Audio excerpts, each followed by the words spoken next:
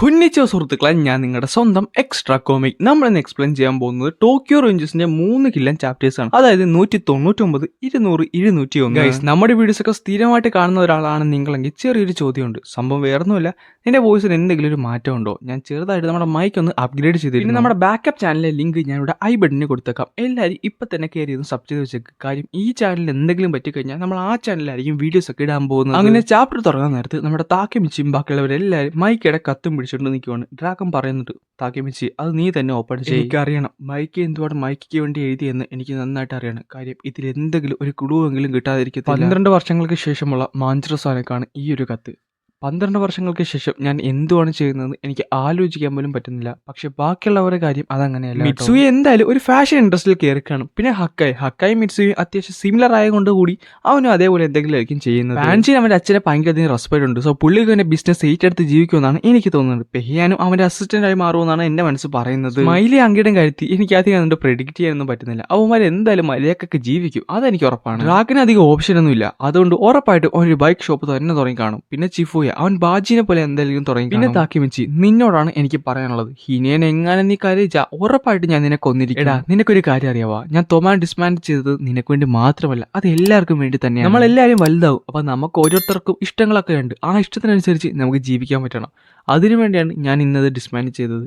ഞാനും എന്തായാലും 12 വർഷങ്ങൾക്ക് ശേഷം നിങ്ങളുടെ കൂടെ ഒന്നും കാണത്തില്ല. പക്ഷേ നമ്മൾ എത്രയൊക്കെ ദൂരത്താണെങ്കിലും എത്ര അകന്നാണ് നിൽക്കണമെങ്കിലും ഒരു കാര്യം ഓർമ്മ വേണം മൈക്കി, നിനക്ക് ഉറപ്പല്ലേ? കാര്യം ഇന്നാണ് ജൂൺ 19. എനിക്ക് ഉറപ്പാണ് നമ്മളെല്ലാവരും ഒരേപോലെ എന്ന് കണക്റ്റഡ് ആയിരിക്കും. അങ്ങനെ മൈക്കിയുടെ കത്തി കേട്ട് കഴിഞ്ഞപ്പോൾ ഓൾമോസ്റ്റ് എല്ലാവർക്കും തന്നെ സന്തോഷമായി. അങ്ങനെ അവരെല്ലാവരും അവിടുന്ന് പിരിയുവാണ്. പക്ഷെ അപ്പോഴാണ് താക്കിമിച്ചി ഒരു കാര്യം ആലോചിക്കുന്നത്. അവന്റെ ലെറ്റർ ഇതുവരെ തുറന്നില്ല. അവന്റെ ലെറ്ററിന് വേണ്ടി ആരും കാത്തിരുന്നില്ല. അങ്ങനെ അവൻ പോയി അവന്റെ ലെറ്റർ തുറക്കുവാണ്. പക്ഷെ അവൻ വെക്കാത്തൊരു സാധനം അതിൻ്റെ അകത്തുണ്ടായിരുന്നു. അതാകട്ടെ ഒരു വീഡിയോ ടേപ്പ് ആയിരുന്നു. ആ വീഡിയോ ടേപ്പ് എടുത്തുകൊണ്ട് പിറ്റേ ദിവസം അവനൊരു കടയിൽ ചെല്ലുന്നുണ്ട്. എന്നിട്ട് അത് പ്ലേയും ചെയ്യുന്നുണ്ട്. നമ്മുടെ കുട്ടി മൈക്കിയുടെ ചെറിയ വീഡിയോ ഒക്കെ ആയിരുന്നു അതിൻ്റെ അകത്തുള്ളായിരുന്നു. പുള്ളിക്കാരൻ ചെറിയ കിക്കൊക്കെ ചെയ്യുന്നതും അതേപോലെ എനിമയും ബാക്കിയുള്ളവരെല്ലാവരും വീഡിയോ ഉണ്ടായിരുന്നു. അത് കഴിഞ്ഞപ്പോൾ നമ്മുടെ മൈക്കിയുടെ ഒരു വീഡിയോ വന്നു. മൈക്ക് പറയുന്നുണ്ട്, താക്കിമിച്ചി 12 വർഷം കഴിഞ്ഞുള്ള താക്കിമിച്ചിക്ക് വേണ്ടിയാണ് ഈ ഒരു വീഡിയോ. ഞാൻ ഓൾമോസ്റ്റ് എല്ലാ കാര്യങ്ങളും ആ ഒരു ലെറ്ററിൽ കൂടെ നിങ്ങളോട് എല്ലാവരോടും പറഞ്ഞു. പക്ഷെ നിങ്ങളോട് ആരോടും പറയാത്ത ഒരു കാര്യമുണ്ട്. എൻ്റെ ഉള്ളിൽ എനിക്ക് പോലും കൺട്രോൾ ചെയ്യാൻ പറ്റാത്ത ഒരു ഡാർക്ക് ആയിട്ടുള്ള ഇമ്പൾസ് ഉണ്ട്.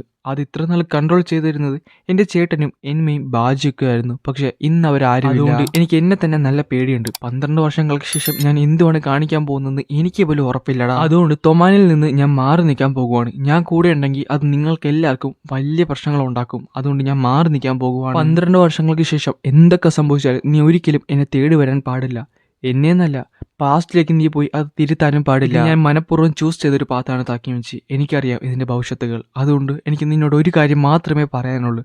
എവിടെയാണെങ്കിലും എങ്ങനെയാണെങ്കിലും നീ സന്തോഷമായിട്ട് മാത്രം ഇരിക്കുക. അങ്ങനെ ആ ഒരു ടേപ്പ് എൻ്റെ താക്കിമിച്ചി തിരിച്ച് അവന്റെ വീട്ടിലേക്ക് പോകുവാണ്. വീട്ടിലേക്ക് പോകുന്ന വഴി അവൻ നന്നായിട്ട് എല്ലാ കാര്യങ്ങളും ആലോചിക്കുന്നുണ്ട്. അവനെ കാത്ത് നമ്മുടെ കാസ്തറോ അവന്റെ വീടിന്റെ വാതിക്കലുണ്ടായിരുന്നു. താക്കിമിച്ചി, എനിക്ക് കുറച്ചധികം ക്ലോസ് കിട്ടിയിട്ടുണ്ട്. ഇങ്ങനെയാണ് പോക്കെങ്കിൽ നമുക്ക് മൈക്കിനെ ഉറപ്പായിട്ടും കണ്ടുപിടിക്കാം. കാസ്തറോൻ ഇനി നമുക്ക് കണ്ടുപിടിക്കേണ്ട. പുള്ളിക്കാരൻ ഞെട്ടിപ്പോയി. താക്കിമിച്ചി, എന്ത് പറ്റി? നീ എന്താണ് ഇങ്ങനെയൊക്കെ പറയുന്നത്? ഞാൻ എന്തായാലും ഇനി ബോട്ടിനോട്ട് ഇടപഴകാൻ പോകുന്നില്ല. കാര്യം മൈക്കിക്ക് അത് തന്നെയാണ് വേണ്ടത്. മൈക്ക് ചൂസ് ചെയ്ത പാത്താണത്. അത് നമ്മൾ റെസ്പെക്ട് ചെയ്യണം. അങ്ങനെ കുറച്ചധികം ദിവസങ്ങൾ കഴിഞ്ഞു. നമ്മുടെ ഹിനയായിട്ട് പുള്ളിക്കാരുടെ വെഡിങ് ഡ്രസ് അങ്ങനെ ട്രൈ ഔട്ട് ചെയ്തു. താക്കിമിച്ചി ഇത് കണ്ട് വളരെയധികം സന്തോഷവാനാകുന്നുണ്ട്. എന്നാൽ ഒട്ടും തന്നെ പ്രതീക്ഷിക്കാതെ നമ്മുടെ താക്കിമിച്ചിയുടെ കണ്ണുകൾ നിറയും. ഹിന ചോദിക്കുന്നുണ്ട്, താക്കിമിച്ചി നിനക്ക് എന്ത് പറ്റിയാടാ? എനിക്ക് എപ്പോഴൊക്കെ സന്തോഷമായിരുന്നു അപ്പോഴൊക്കെ മൈക്കിയുടെ മുഖമാണ് എന്റെ മനസ്സിലേക്ക് വരുന്നത്. അവന്റെ മുഖം മാത്രമാണ് എന്റെ മനസ്സിലേക്ക് വരുന്നത്. മൈക്കി, നീ എന്നോട് ക്ഷമിക്ക്. നീ എന്നോട് പറഞ്ഞ കാര്യം ഒരിക്കലും എനിക്ക് നടത്താൻ പറ്റുമെന്ന് തോന്നുന്നില്ല. അങ്ങനെ അടുത്ത ദിവസം നമ്മുടെ താക്കിമിച്ചിനെ കുറെ അവന്മാർ എടുത്തിട്ടിരിക്കുകയാണ്. ഈ ബോട്ടിന്റെ കാര്യം പറഞ്ഞ് താക്കിമിച്ചി തിരക്ക് ചെല്ലാൻ നടത്താണ് അവന്മാരി പിടിച്ചിടിക്കുന്നത്. എന്റെ താക്കിമിച്ചി, നീ എന്തിനാണ് ഇത്രയും റെസ്റ്റ് ചെയ്യുന്നത്? കാസ്തറോൻ, ഇത് 4ാമത്തെ സ്ഥലമാണ്. താങ്കൾ പറഞ്ഞ എല്ലായിടത്തും ഞാൻ പോയി നോക്കി. പക്ഷെ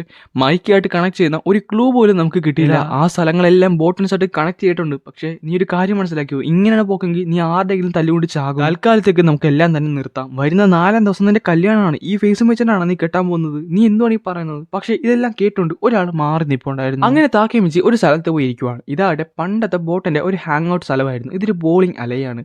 അവിടെ താക്കിമിച്ചി ഇരിക്കാൻ നിർത്താനും പെട്ടെന്ന് പുള്ളിക്കാരന്റെ തലയിൽ ആരോ കൊണ്ടൊരു തോക്ക് വെക്കുന്നത്. നീ എങ്ങാനും തിരിഞ്ഞു നോക്കിയാ നിന്റെ തല ഇവിടെ കിടന്ന് ചിഹ്നിച്ചു തരും. അപ്പൊ താക്കിമിച്ചി ആരാണെന്ന് ചോദിക്കാൻ പറ്റുന്നത് പുള്ളിക്കാരൻ പറയുന്നുണ്ട്, മിണ്ടരുത്, ഒരാൾ വരുന്നുണ്ട്, നീ ശ്രദ്ധിച്ചു കേട്ടോ. കാര്യം ബോസ് ഇപ്പൊ സംസാരിക്കും. താക്കിമിച്ചിയുടെ പുറകിൽ നമ്മുടെ മൈക്കിയാണ് വന്നിരിക്കുന്നത്. ഒന്നുമില്ലെങ്കിലും ഇത് നല്ലൊരു ഫ്യൂച്ചറല്ലേ താക്കിമിച്ചി? ഇതിൽ കൂടുതൽ നിനക്ക് എന്താണ് ചോദിക്കാൻ കഴിയുന്നത്? ഇത് കേൾക്കാൻ നേരത്തെ തന്നെ താക്കിമിച്ചിയുടെ കണ്ണുകൾ നിറയാൻ തുടങ്ങും. അവസാനം നമ്മുടെ താക്കിമിച്ചി തേടി നടന്ന ആൾ തന്നെ താക്കിമിച്ചിനെ കാണാൻ വന്നിട്ടുണ്ട്. ഇത് മൈക്കിയാണോ അതോ ബോട്ടൻസിന്റെ ലീഡർ ആണോ? എന്താണ് ഇനി സംഭവിക്കാൻ പോകുന്നത്? എന്ത് സംഭവിക്കണമെന്ന് അറിയണമെന്നുണ്ടെങ്കിൽ നമ്മുടെ പേജ് ഇപ്പൊ തന്നെ സബ്സ്ക്രൈബ് ചെയ്ത് വെച്ചോ. അതേപോലെ നിങ്ങളുടെ ഫ്രണ്ട്സിന് ഈ വീഡിയോ ഒന്ന് റെക്കമെൻഡ് ചെയ്യാനും മറക്കണ്ട. എന്തായാലും ഉടനെ തന്നെ അടുത്ത വീഡിയോയുടെ എക്സ്പ്ലനേഷൻ വീഡിയോ വരുന്നുണ്ട്.